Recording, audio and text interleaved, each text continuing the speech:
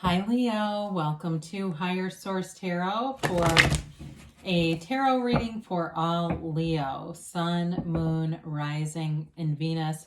Happy birthday to any of you this is your sun sign and you're celebrating. If you're new, I'm glad you're here. Welcome. I post new readings every Monday, then again on Friday. So if a reading doesn't resonate, you can just check back in a couple of days. We never want to try to force the reading to fit. The other thing you could do is check other parts of your chart. That'll give you a little more complete energetic profile. Or even look around on the Monday readings because the format or style of reading is different every week. I want to thank all of you for your support. I appreciate you and love you dearly. I thank you. And if you like tarot and you like this channel, I'd love to invite you to subscribe to Higher Source Tarot. All right. What advice do you have for Leo, Sun, Moon, Rising, and Venus? What does Leo need to know, please? What messages do you have for Leo? All right, here we go. So we'll begin here with the tarot, and then we'll have the angel answers, oracle cards as well.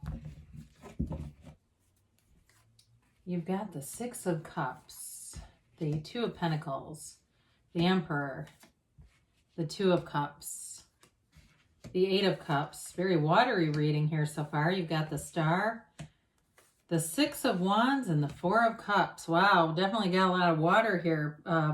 Pisces, Cancer, Scorpio. You've got Aquarius and Aries here, and of course you got fire too, and a little bit of earth. Well, I definitely feel like if you there's a love relationship here. If you're looking at reconciliation, it's definitely showing up in the cards. Or even if you're with somebody and things just haven't been where you wanted them to be, I see you moving forward and things really getting stronger. It's going to be a time though too where I feel like there's sort of a busy energy around you. But with the Emperor here, you definitely move things forward. So there's no stagnation here. The Four of Cups we'll talk about when we get to. But with the Six of Cups, this may be too an indication of, especially those of you that this is your sun sign, people just doing nice gestures for you. Little sweet gestures and kind of just celebrating you, having fun along the way. It's an energy of reciprocity, but it also can be one of nostalgia. So those of you that are separated from somebody, or even if you're with somebody, it's like that, thinking back to times that were really fun, or even if it's a relationship that you're in, being in that place of feeling that energy, that connection, even that new spark of love when you're in that place and you're head over heels and nothing else matters. So it's like a connection back to energies from the past, but it's in a really positive way. This is not looking at pictures and crying into a shoebox, okay? It's feeling good along the way. And with the Two of Pentacles here, I mentioned you may be getting a lot of invitations, but there's a busyness to this. And it can be a little bit of indecision, not quite sure which way to go, especially if somebody here is looking to purchase something, a fairly major purchase. I see it with the Emperor and that Four of Cups. Not being exactly sure which way to turn. Get lots of information, they say. Do your research. That will help alleviate any indecision that the Two of Pentacles can bring up for you. But either way, I do feel like it's kind of an exciting ride. It's not a negative. It just feels like, you get caught up in this momentum and you go, oh God, I got to slow down a minute. I'm going to do something impulsive if I don't get a grip. So you've got the architect of the tarot. You've got the Emperor. He's also the father of the tarot. And so when I see things like the Emperor, the Star, and the Two of Cups, there's definitely love here. And it's a protective kind of element around that love. So if, again, if it's a current relationship, it may be just solidifying things, getting boundaries really clear.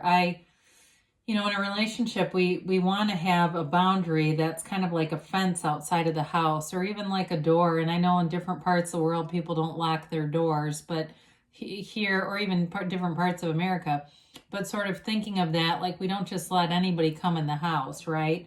It's like that. So with the Emperor, it is a card of wealth. It's a card of prestige. So again, I feel like you're going to be getting attention, Leo.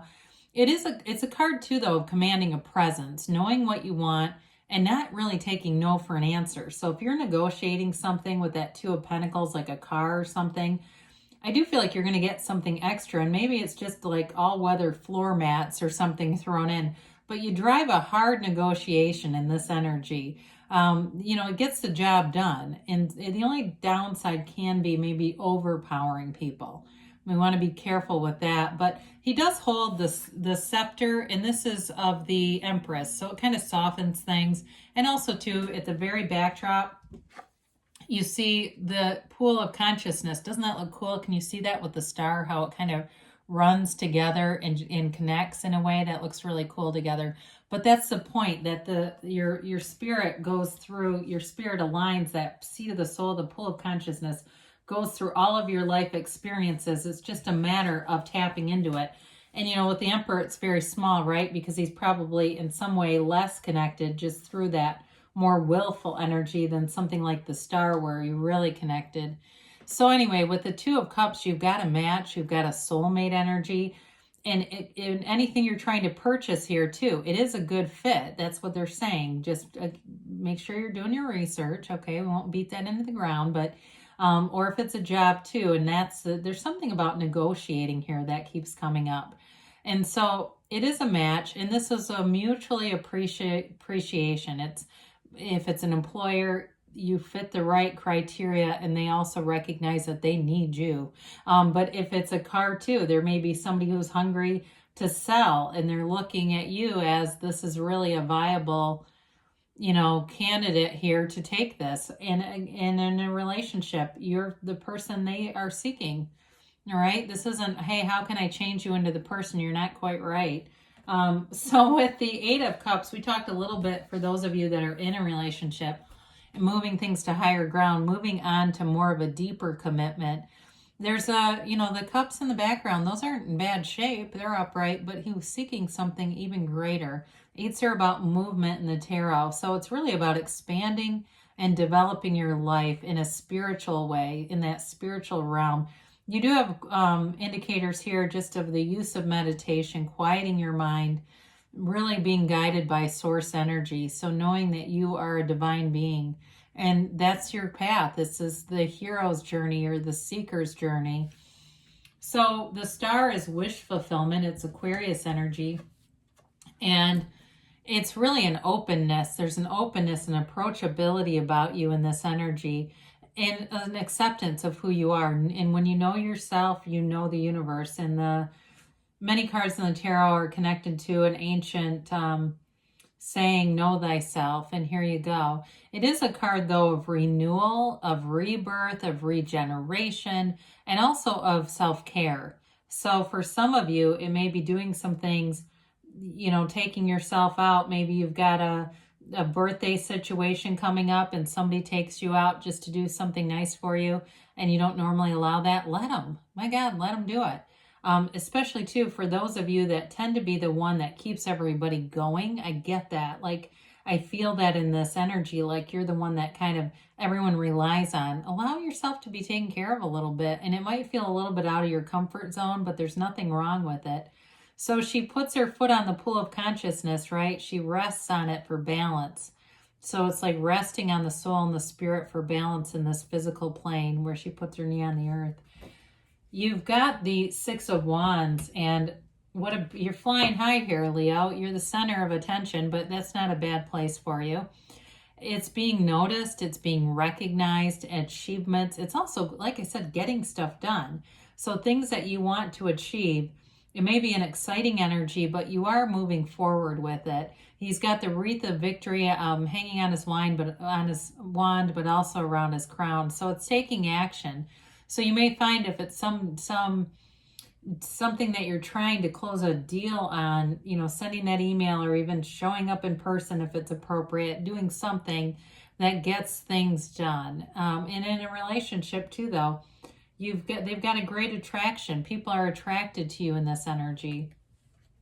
So the Four of Cups, this can be an energy of boredom. It also could be, for some of you, if you've got an opportunity or an offer here, maybe not seeing something that's right in front of your eyes. So you've got to be aware. This is a card too, though, about being in nature, getting outside, allowing yourself to meditate with the star energy, be in flow, and just relax a little bit. If things seem like they're not progressing in the way that you want them to, getting your attention and focus on something else may help, so that way you can better discern what the right path is for you, because you definitely have a robust energy here of moving things forward, victory, success, and true love. I mean, there's definitely love here.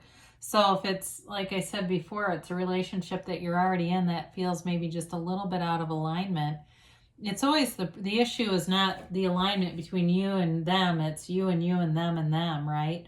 So we get our own self-centered, we get back to center.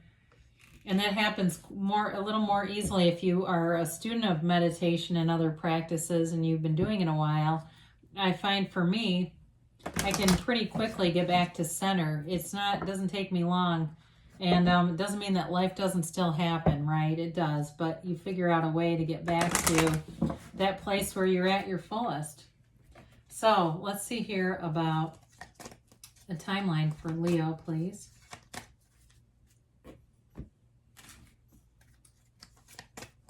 And any other advice here for Leo? All right. All right, you've got, wow, I haven't seen this one in a while. Big happy changes are on the way. So, you know, when it's your season, or if it's just a part of your chart, but you really feel this connection to Leo, it has your vibration lifted and raised. And so that's when these big happy changes come in, because you're in a high vibrational place where you're attracting positive things, positive situations.